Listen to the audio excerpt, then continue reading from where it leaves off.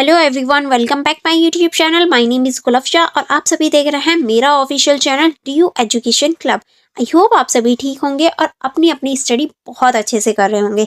देखिए, आज की जो हमारी वीडियो होने वाली है वो बीए प्रोग्राम सेमेस्टर 3 की होने वाली है। सेमेस्टर 3 में जो आपकी एजुकेशन है, आज हम उस एजुकेशन की जो क्वेश्चन पेपर हैं उसको डिस्कस कर रहे हैं।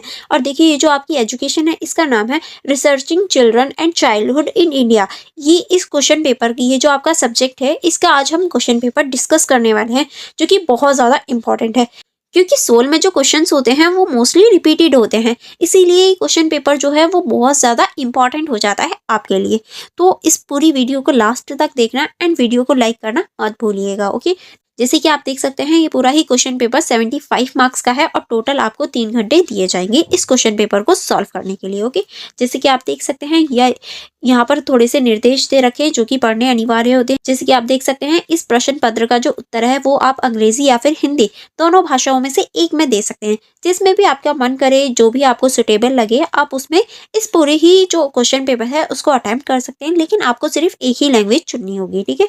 और यहाँ पर बहुत सारे यानी 6 क्वेश्चन है, जिसमें से सिर्फ आपको 4 क्वेश्चन के आंसर देने हैं और जो सभी के अंक हैं यानी जो सभी के मार्क्स हैं वो इक्वल होने वाले हैं, ठीक है। तो आप अपनी मर्जी से किसी के भी 4 के प्रश्नों के उत्तर या फिर किसी भी 4 प्रश्नों के आंसर दे सकते हैं। ओके, चलिए हम बिना टाइम वेस्ट करे हम लोग स्टार्टिंग करते हैं। जैसे कि आप देख सकते हैं जो हमारा फर्स्ट ही क्वेश्चन है वो है, बच्चों की उन मानसिक और भावनात्मक जरूरतों पर चर्चा कीजिए जिसके कारण वे टेलीविजन के विज्ञापनों की तरफ आकर्षित होते हैं। यानी इसके अंतर्गत आपको बच्चों की जो मानसिक और जो भावनात्मक जरूरतें होती हैं उन पर चर्चा करनी है और वो उनकी वजह से किस तरह से जो टेलीविजन पर विज्ञापन आते हैं उनकी तरफ आकर्षित होते हैं, ये आपको बताना है। क्योंकि जो टीवी पर ऐड दिखाई जाते हैं बच्चे उनकी तरफ बहुत जल्दी से आकर्षित होते हैं। आपने भी देखा होगा, अगर आपके घर में फोन है या फिर टीवी है, उस पर जो भी बच्चे एड्स देखते हैं या फिर किसी भी खिलौने के ऊपर देख लें तो उन्हें वो खिलौना चाहिए होता है या फिर वो चीज़ उन्हें खानी होती है। तो वो बच्चे जो है वो किस तरह से अट्रैक्ट हो पाते हैं उनकी तरफ से, वो किस तरह से आकर्षित होते हैं या क्यों आकर्षित होते हैं, इस का आंसर आपको इस क्वेश्चन में देना है, ठीक है। नेक्स्ट क्वेश्चन चलेंगे। नेक्स्ट क्वेश्चन है हमारा, विकास और प्रगति के सिद्धांत पर चर्चा करें। प्रगति और विकास के सिद्धांतों के मुद्दों को लेकर प्रचलित चर्चाएं क्या हैं। यानी आपको पहले विकास के बारे में बताना है, फिर प्रगति के बारे में बताना है और दोनों के जो सिद्धांत हैं इनके ऊपर आपको चर्चा करनी है। और विकास और प्रगति के जो सिद्धांत हैं, इनके जो मुद्दे हैं, इनको लेकर क्या चर्चा होती है या फिर क्या प्रचलित है, ये आपको बताना है। यानी पहले आपको दोनों के जो सिद्धांत हैं उनको डिफाइन करना है, फिर दोनों के बारे में जो इनके मुद्दे हैं, सिद्धांतों के जो मुद्दे हैं उनके बारे में आपको इस क्वेश्चन में बताना है, ठीक है। नेक्स्ट क्वेश्चन की तरफ चलेंगे। नेक्स्ट क्वेश्चन है हमारा क्वेश्चन नंबर 3, जो कि पूछ रहा है, अगर आपको शहरी स्लम में रहने वाली किशोरियों का साक्षात्कार करना हो उनके दैनिक जीवन के विभिन्न पहलुओं को समझने के लिए, तो आप क्या क्या पूछेंगे। 8 से आपको 10 सवाल बनाने हैं। यानी देखिए, जो शहरों में स्लम एरिया होता है वहां पर जो किशोरी बच्चे होते हैं, किशोरी यानी जो छोटे उम्र के बच्चे होते हैं, किशोरी अवस्था के बच्चे होते हैं, उनसे अगर आपको उनके दैनिक जीवन के बारे में कुछ पूछना हो तो आप किस तरह से प्रश्न बनाएंगे, ये आपका सवाल है।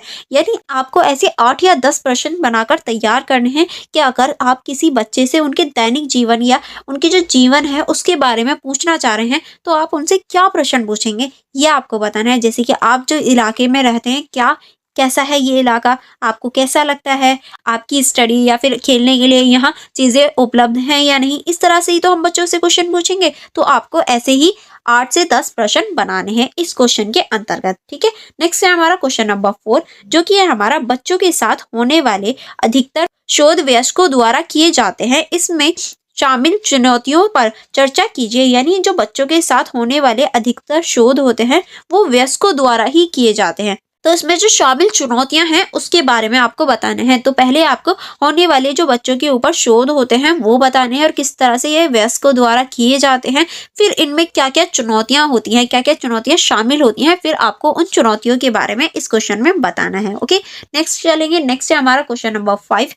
क्वेश्चन नंबर 5 है आपका, बच्चों को समझने के लिए केस स्टडी तरीके की विशेषताओं की व्याख्या कीजिए, उसके विभिन्न लाभों और कमियों की चर्चा कीजिए। यानी जो बच्चे होते हैं उनको समझने के लिए आपको केस स्टडी की जो विशेषता है वो बतानी है। पहले आपको मेनली केस स्टडी बताना है कि केस स्टडी क्या होता है, जिसमें हम पर्टिकुलर किसी एक चीज के बारे में स्टडी करते हैं, वो हमारा केस स्टडी होता है। तो उसी से रिलेटेड आपको इसमें बताना है कि केस स्टडी क्या होता है और इसके जो विभिन्न पहलू होते हैं, इसकी कमियां और लाभ दोनों के बारे में बताना है, और किस तरह से जो केस स्टडी है वो हमारी हेल्प करता है बच्चों को समझने के लिए, बच्चों के बारे में जानने में। तो आपको इस क्वेश्चन में उसके लाभ और जो कमियां हैं दोनों ही उजागर करनी है। ठीक है, नेक्स्ट है हमारा क्वेश्चन नंबर 6। क्वेश्चन नंबर 6 है हमारा, दृश्य विकलांगता वाले जवान लोगों में दोस्ती और संबंधों के अध्ययन के लिए एक उपयुक्त शोध तरीकों पर चर्चा कीजिए। यानी ऐसे लोग जो कि देख नहीं सकते और जवान लोग हैं, वो विकलांग हैं, तो उनके जो दोस्ती वाले संबंध होते हैं उनके अध्ययन के लिए आपको उपयुक्त शोध तरीके बताने हैं।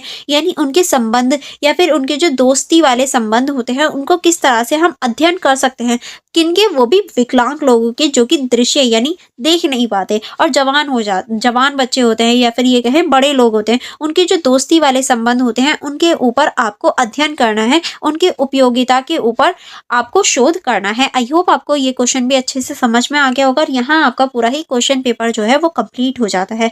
अगर आपको कोई प्रॉब्लम हो या कोई कंफ्यूजन हो तो आप मुझसे कमेंट बॉक्स में पूछ सकते हैं।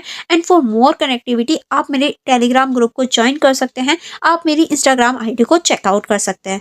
एंड आप मेरी वीडियो को लाइक करना एंड अपने फ्रेंड्स के साथ शेयर करना मत भूलिएगा, क्योंकि ये वीडियो जितनी आपके लिए इम्पॉर्टेंट है उतनी ही आपके फ्रेंड्स के लिए भी इम्पॉर्टेंट है। तो आप इस वीडियो को अपने फ्रेंड्स के साथ भी ज़रूर शेयर करिएगा एग्जाम से पहले पहले, ताकि उन्हें भी पता चल जाए कि क्वेश्चन का जो पैटर्न होता है वो क्या होता है, और अगर इनमें से कोई भी क्वेश्चन आ जाए तो हमें उसके अंतर्गत क्या लिखना है, क्या एक्चुअल में क्या क्वेश्चन पूछ रहा है, ताकि उन्हें भी ये चीज़ समझ में आ जाए। चलिए फिर हम मिलेंगे नेक्स्ट वीडियो में नेक्स्ट इंपॉर्टेंट क्वेश्चंस पेपर के साथ। Thank you for watching everyone.